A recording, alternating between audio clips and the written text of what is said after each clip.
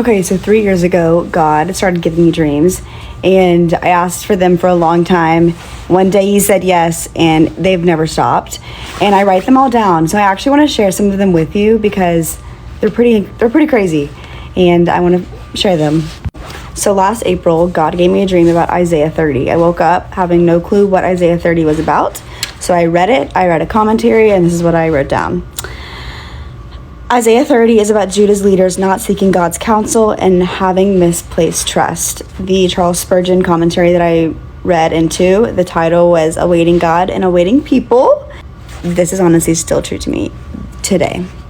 I feel like I've been delaying a lot of things that God wants to give me, so that came up to my memory this week. Another dream from the same page, so I'm guessing it was the same week. I had a dream that I was at my funeral. I was watching a slideshow of my life, and I was sitting on the front row. I had this dream after I spent 9 hours on Broadway. I wasn't necessarily doing anything wrong, but I felt really heavy conviction about being there. If you didn't know I loved God, I honestly wouldn't look any different from everyone else. I asked God what he meant by the dream because I felt like there was a meaning. I felt like he said to me, understand the fragility of your life. I don't think this was in like a scary way, but the things that I was holding on tight to, even just a year ago, don't matter. This was from 2023. It was after a boy changed his mind on me. That night I had a dream that I was given 2 white cards. I opened them and one mentioned Sarah in the Bible and the other card said keep praising.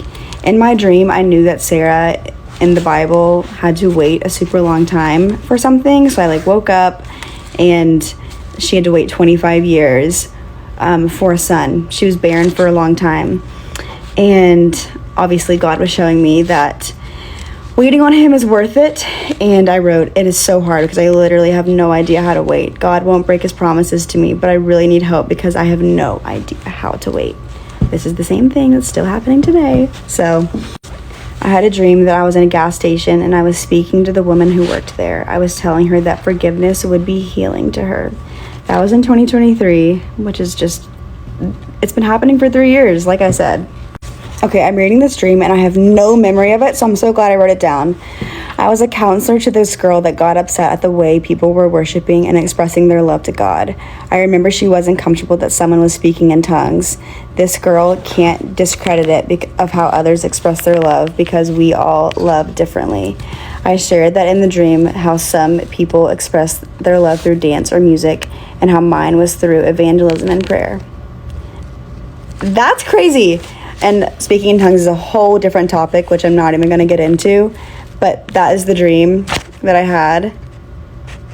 That's crazy. I don't remember that. That's nuts to me. September 2nd, 2025. I had a dream about evangelizing to a man who is sick, and I displayed the full gospel to him.